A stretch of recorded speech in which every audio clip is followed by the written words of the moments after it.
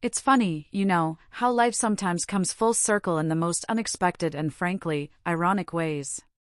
Here I am, 28 years old, finally building a life I'm proud of, finding my voice as a content writer, something I genuinely love.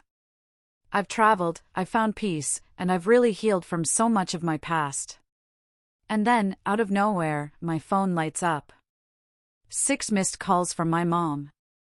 My mom, the same woman who hadn't really spoken to me in years. It was surreal. After all that silence, I hesitated, staring at her name on the screen. What could she possibly want? I finally called her back, and she picked up instantly. The conversation started with congratulations on my recent TV appearance, which was odd. My dad even jumped in, asking about my life. I answered vaguely, not really thinking much of it, until the questions shifted. So, Chloe, my dad said, how much are you making these days? My eyebrows furrowed. That's really none of your business, I told him, trying to keep my voice even. He scoffed, we're family, you shouldn't be shy with us. Then my mom chimed in, suddenly talking about how hard retirement was and how their house in Kansas City needed renovations. That's when the pieces clicked into place, and a cold dread settled in my stomach. They wanted money. After everything, they wanted money from me. For as long as I can remember, my childhood was a study in contrasts, all centered around me and my twin brother, Daniel. My parents were absolutely convinced Daniel was destined for greatness, while I was, in their eyes, the perpetual black sheep. I liked sports, I liked making friends, not exactly high crimes, but enough to make me an afterthought. Birthdays were a particularly painful reminder. Daniel would have extravagant parties, while I was lucky if I got a quiet acknowledgement. Sleepovers for him, but never for me. Honestly, I loathed every minute of it. The only light was my grandmother. When she visited, she'd bring my favorite chocolates and slip me a few dollars, just for me. She saw me. As we got older, their favoritism curdled into outright emotional mistreatment. My grades, my hobbies, everything was fair game for mockery. It felt like I could never, ever meet their impossible standards. I was good at sports, but they wouldn't let me join any extracurriculars. I was supposed to focus only on studies, just like Daniel. It was stifling. Then came my sophomore year. I got grounded for having Snapchat. Like any teenager, I downloaded it to connect with friends, but to them, it was a massive betrayal. They went ballistic, throwing my things around, even taking my bedroom door off its hinges, declaring I had no right to privacy. It was horrific. And Daniel? Instead of being a twin, a confidant, he saw an opportunity. He started lying about me. If something went missing, he'd blame me, and our parents, already biased, would lap it up. He'd put me down in front of my friends at school, mock my appearance. It didn't stop me from having a wide circle of friends, though. I was approachable, open. Daniel, on the other hand, struggled socially.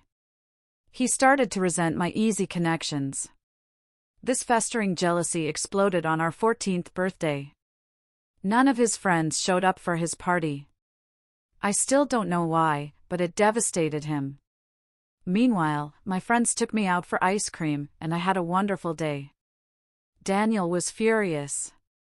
To get revenge, he started spreading vile rumors at school, painting me as a spoiled brat who physically mistreated him at home because our parents loved him more. The truly twisted part? He'd punch himself, giving himself black eyes or bruised shoulders, then walk into school the next day, displaying the injuries as proof. When our parents asked, he'd claim he got them playing football. The lies took root. People started believing him. Friends became distant, invitations dried up. It was like a switch had flipped. One day, I finally asked my best friend, Sarah, what was going on. She confessed that Daniel had been telling everyone these elaborate, false stories about me. My own brother. It was a complete gut punch, a betrayal that left me breathless. I confronted Daniel, but he just smirked, telling me I deserved to rot alone. I was terrified. His hatred, combined with our parents' blindness, was isolating me completely. I wanted to tell Mom and Dad, but I knew they'd never believe me. The teachers started hearing the rumors too. It was like I was living in a nightmare. Then, the principal got involved. He called us, and our parents, into his office. My heart was pounding, hoping Daniel would finally confess. Instead, he doubled down, insisting I was a bully who beat him when no one was around. My mom started crying, holding Daniel like he was the victim. My dad told him he was brave for speaking up. I tried to defend myself, pleading that it was all made up, but it was like shouting into a void. My mom kept shooting me accusing looks, clinging to Daniel. The principal strongly reprimanded me, saying bullying wouldn't be tolerated, and suspended me for 10 days. I begged him not to, but he was firm. My parents, angry and embarrassed, dragged me out of there. When we got home, my dad just started packing my things. I was crying, begging Daniel to tell the truth, but he just stood there, cold, unmoved. My dad threw my suitcase into the foyer. I clung to his legs, pleading. He told me a bully like me didn't deserve to live in his house, and that he'd call his mother, my grandmother, to come pick me up. I was kicked out. My world crumbled. My grandmother did show up. She packed my things, put me in her car, and then, with a look of fierce determination I'd never seen before, she went back to the door. I watched as she verbally tore into my dad, warning him that if he ever contacted me again, she wouldn't hesitate to involve the police or Child Protective Services. My mom tried to blame me, but my grandmother wasn't having it. She defended me, emphasizing I was just a child. That day, I truly felt her power. She didn't cower. She believed me. We drove away. I cried for days, barely eating. My grandmother just held me, listened, and assured me she believed me. She was the only one who did. Going back to school after the suspension was a nightmare. Judgment, whispers, sidelong glances. Daniel ignored me, surrounded by new friends who saw him as the victim. I became an outcast, a loner.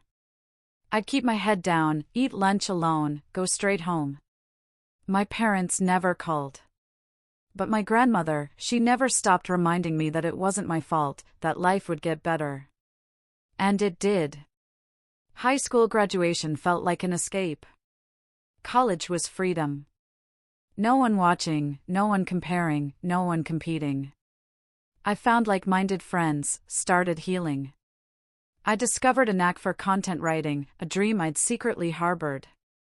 I started freelancing for side money, building a portfolio, never asking my parents for a penny. After college, I realized I could make it a full-time career. I became a digital nomad, traveling the world, using the distance to truly heal. My grandmother remained my anchor. Despite my hectic schedule, I made time for her, visiting on weekends, sharing meals, helping with chores. She understood my need for independence. Recently, after a major project, I posted screenshots of client reviews on Instagram. Other writers congratulated me, shared my story. My success started reaching relatives. Then my old college principal called, inviting me to speak at a seminar. It was a full-circle moment, empowering others, sharing my struggles. Clips of my speech went viral.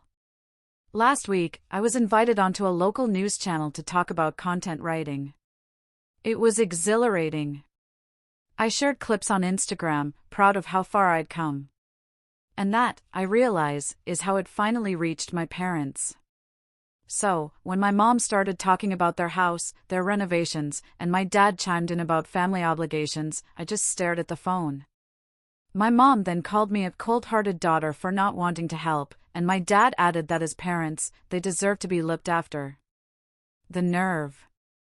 I felt a surge of pure fury, but then, an idea sparked. I will help you, I told them, but only if you agree to my demands. My dad, curious, asked what they were. If you want my help, I said, my voice steady, you need to publicly admit, to our entire family and friends, that Daniel was the mastermind behind all those rumors. That he fabricated evidence. That you believed his lies over me. You need to humiliate him the way he humiliated me. You need to take accountability for what you did. There was stunned silence. My dad finally spoke, questioning the necessity of such an admission. My mom called it unnecessary, suggesting a private discussion. But I held my ground. This condition, I said, is non-negotiable. My dad's voice rose, asserting his role as my father, demanding I help my family in need. My mom pleaded, reminding me of the years they spent raising me. The irony was biting.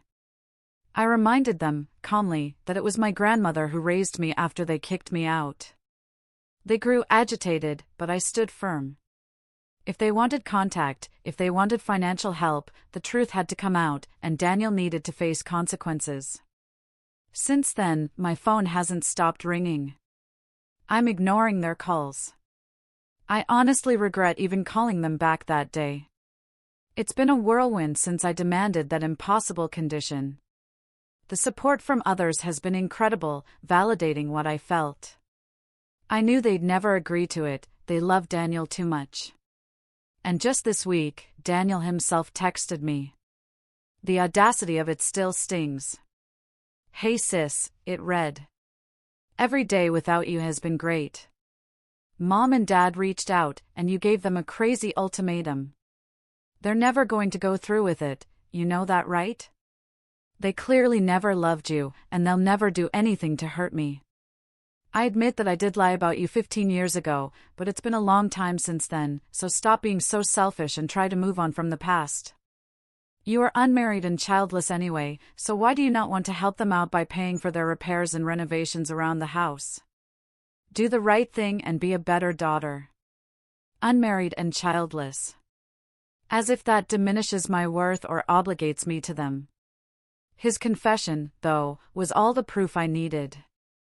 Fueled by a renewed sense of purpose, I wrote an email to my entire extended family.